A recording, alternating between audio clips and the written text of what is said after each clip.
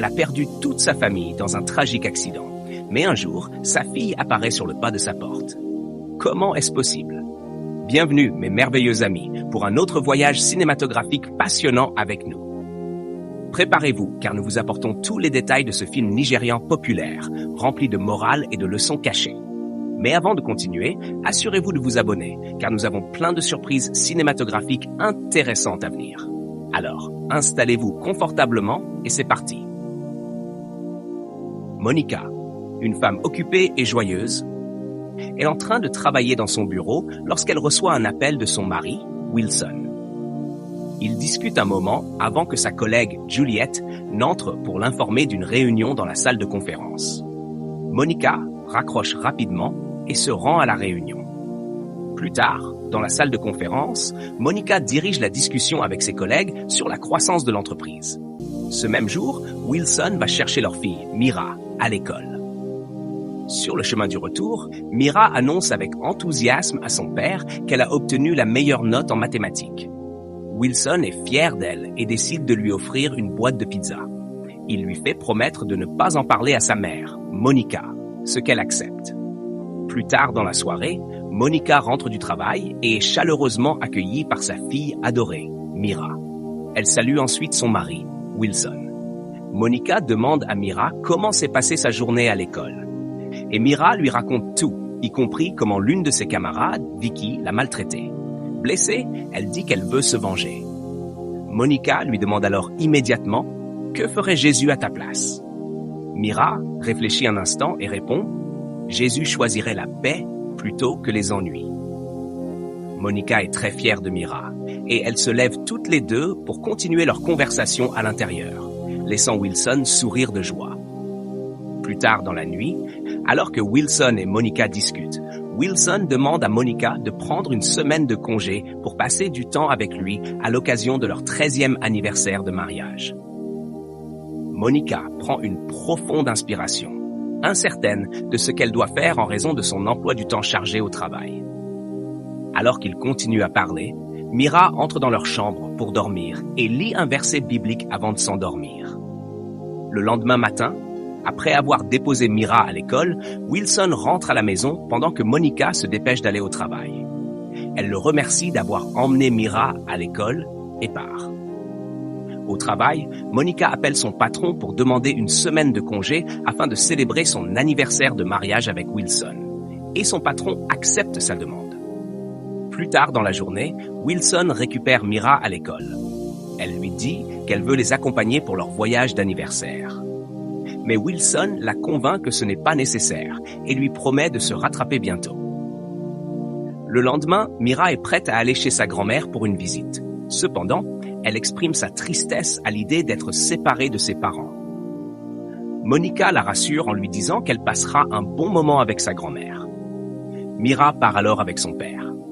L'hésitation de Mira à aller chez sa grand-mère ressemble presque à un signe annonçant qu'un événement tragique est sur le point de se produire. Mais personne n'y prête attention. Voyons ce qui va se passer ensuite. Quelques heures plus tard, Monica reçoit un appel dévastateur, l'informant que Wilson et Mira ont été impliqués dans un terrible accident de la route et sont à l'hôpital. Elle se précipite immédiatement hors de la maison. À l'hôpital, sa collègue et amie Juliette vient la soutenir.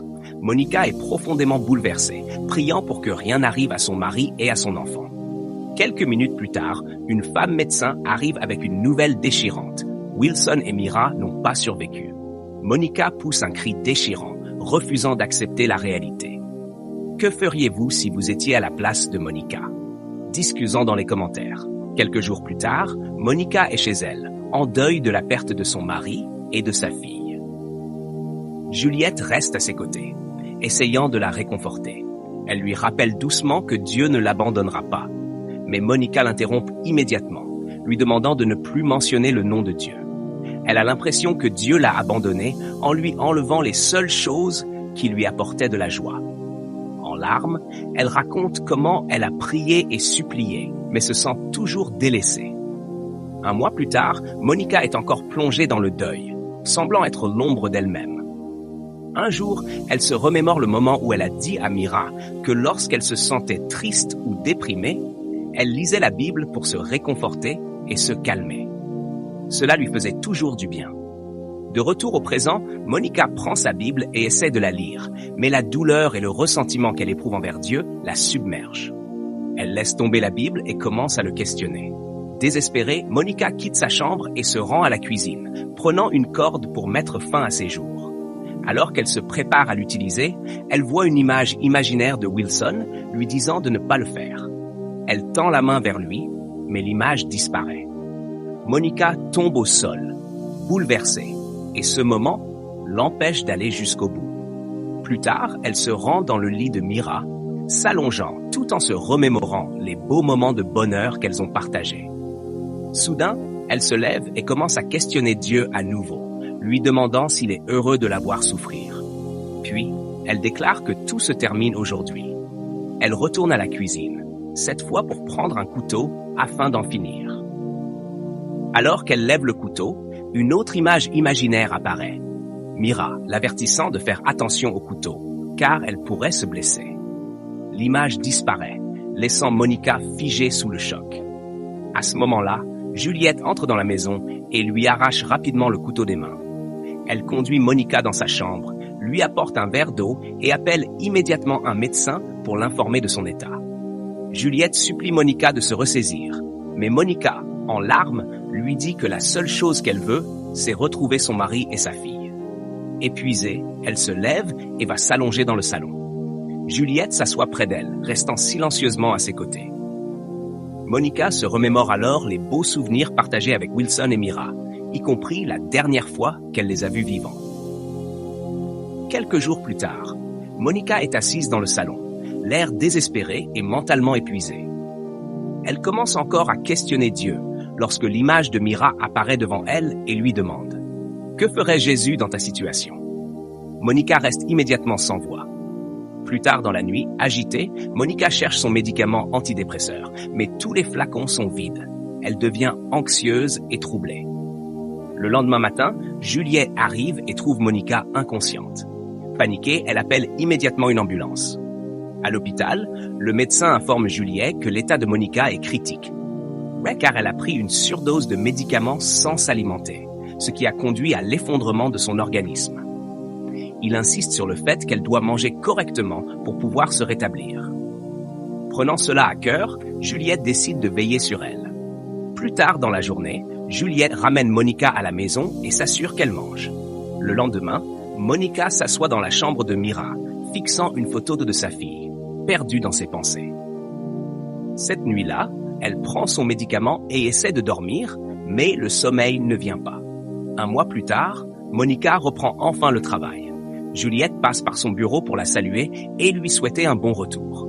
Plus tard dans la nuit, Monica prend à nouveau son médicament et s'allonge, luttant pour trouver le sommeil, mais celui-ci reste insaisissable. Que pensez-vous qu'il va se passer ensuite? Monica trouvera-t-elle la paix ou ses luttes continueront-elles? Discutons-en. Le lendemain matin, Monica est dans son bureau, se sentant à nouveau agitée. Elle prend alors son médicament pour calmer ses nerfs. Juliette entre dans le bureau de Monica et remarque immédiatement qu'elle n'est pas dans son état normal. Elle lui demande si elle va bien et si elle a pris son médicament du jour. Monica répond qu'elle ne comprend pas ce qui lui arrive et qu'elle a pris plus que la dose prescrite. Juliette l'avertit qu'elle ne peut pas continuer à abuser des médicaments, car cela pourrait mener à une dépendance ou à une overdose. Agacée, Monica la repousse et lui demande d'arrêter de parler parce qu'elle a mal à la tête. Comprenant l'état de son amie, Juliette décide de la laisser tranquille et quitte le bureau en silence. Quelques jours plus tard, Monica fait les 100 pas dans son bureau lorsque Juliette entre pour lui demander si elle est prête pour la présentation. Monica acquiesce et se dirige vers la salle de réunion avec Juliette. Dans la salle de réunion, Monica peine à se concentrer. Submergée par l'anxiété, elle s'excuse et quitte la pièce pour retourner à son bureau. Juliette sur ses pas. De retour au bureau, Juliette demande à Monica combien de fois elle a pris son médicament dans la journée, car cela semble clairement l'affecter. Monica répond que le médicament est censé l'aider, pas lui causer de telles réactions. Le lendemain, Après le travail, Monica s'apprête à aller dans sa chambre lorsque Juliette lui propose de se reposer un moment dans le salon avant d'y aller. Au départ, Monica insiste pour aller directement se coucher, mais finit par accepter de s'asseoir. Alors que Juliette s'apprête à allumer la télévision, elle remarque que Monica est en train d'attraper son médicament à nouveau. Juliette lui rappelle qu'elle ne doit prendre son médicament qu'une fois par jour. Monica lui demande alors ce qu'elle est censée faire quand elle n'a même plus envie d'être en vie. Juliette la regarde en silence, sans savoir quoi dire. Le lendemain, Juliette essaie de convaincre Monica de manger, mais elle refuse. Au lieu d'insister, Juliette lui tend une brochure d'un centre de réhabilitation. Monica la prend sans dire grand-chose. Plus tard dans la nuit, alors qu'elle peine à trouver le sommeil, elle jette un coup d'œil à la brochure. Le jour suivant, Monica finit par se rendre au centre de réhabilitation pour demander de l'aide. Sa première séance de thérapie est difficile, car elle a encore beaucoup de blessures émotionnelles à libérer. Le lendemain, elle revient pour une nouvelle séance. Petit à petit, elle commence à progresser en répondant aux questions du thérapeute.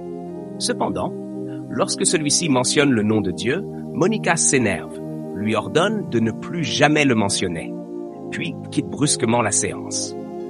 Le jour suivant, Monica est assise dehors lorsque le thérapeute la rejoint. Elle partage alors son propre témoignage. Elle aussi a été en colère contre Dieu après avoir perdu son mari et ses enfants dans un accident de voiture. Mais tout a changé lorsqu'elle a ressenti l'amour sincère de Dieu. Monica l'écoute attentivement. Cette nuit-là, au lieu de prendre son médicament, Monica décide de lire un livre pour l'aider à s'endormir. Le lendemain, lors d'une nouvelle séance, le thérapeute demande à Monica de parler de son enfance, sentant qu'elle doit affronter la racine de sa douleur. Monica se confie alors sur un traumatisme. Elle a été violée par un assistant pasteur. Quand elle en a parlé à ses parents, ils ne l'ont pas cru et l'ont accusée de vouloir salir la réputation du pasteur. Elle révèle également qu'elle est tombée enceinte, a dû arrêter l'école et a fini par accoucher. Sa mère lui a ensuite annoncé que son enfant était mort d'une fièvre. Monica avoue qu'elle n'a pas revu ses parents depuis plus de 10 ans. Le thérapeute lui dit doucement qu'elle doit apprendre à lâcher prise et guérir. À cet instant, elle partage une étreinte réconfortante. Que feriez-vous à la place de Monica? Pensez-vous qu'elle trouvera enfin la paix et la guérison, ou son passé continuera-t-il à la hanter? Discutons-en. Quelques jours plus tard, Monica avait enfin retrouvé son équilibre. Elle alla remercier la thérapeute pour son aide et lui annonça qu'elle quittait le centre de réhabilitation.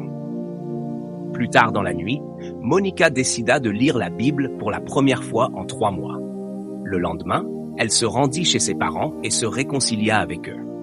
Ses parents lui demandèrent pardon, avouant qu'ils avaient fini par découvrir qu'elle avait dit la vérité au sujet de l'assistant pasteur. Il avait également mis enceinte d'autres jeunes filles de l'église. Alors qu'il parlait, une jeune adolescente nommée Savannah sortit de la maison pour donner une information à la mère de Monica, puis retourna à l'intérieur. C'est alors que les parents de Monica lui révélèrent que Savannah était en réalité sa fille, l'enfant qu'elle croyait morte depuis des années. Monica fut sous le choc.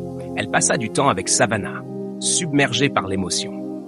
De retour à son bureau, Monica était remplie d'enthousiasme et de joie. Plus tard, elle ramena Savannah chez elle et lui montra la chambre et la photo de Mira. Quelques jours après, Monica emmena Savannah voir la thérapeute.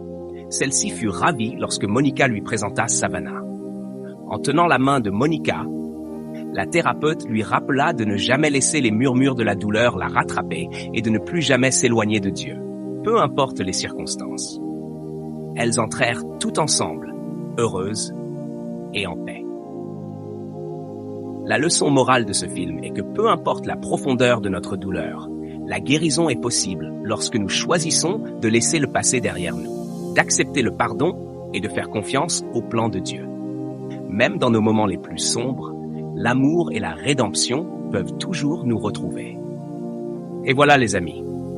Merci d'avoir suivi cet épisode captivant. N'oubliez pas de vous abonner et d'activer la cloche de notification pour ne manquer aucun épisode aussi intéressant et fascinant que celui-ci. À très bientôt. Au revoir.